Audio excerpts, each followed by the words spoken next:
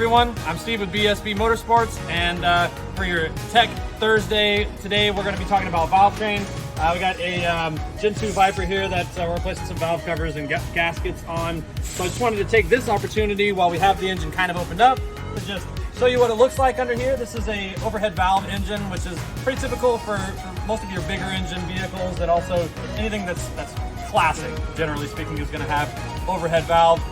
So a couple of things we're going to look for whenever we are up under a valve cover. Of course, we want to take a look at all the rockers, make sure none of them have any excessive play, a whole lot of movement. We shouldn't see very much movement out of the rockers at all.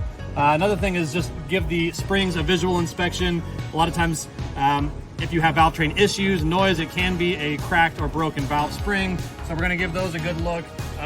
This vehicle has hydraulic lifters that don't require any maintenance or adjustment, but a lot of vehicles, a lot of common vehicles have a solid lifter or tappet that is adjustable and needs to be adjusted routinely for maintenance reasons. So over time, they will get out of adjustment and typically need to be tightened up.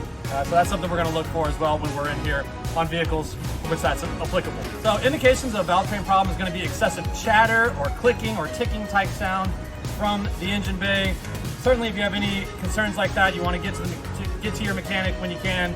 We do take care of these types of services here at BSP, so if you have any concerns in that area or want to see if you have a vehicle that needs lifter or tappet adjustment, definitely shoot us an email here at BSP and we'll be happy to take care of you.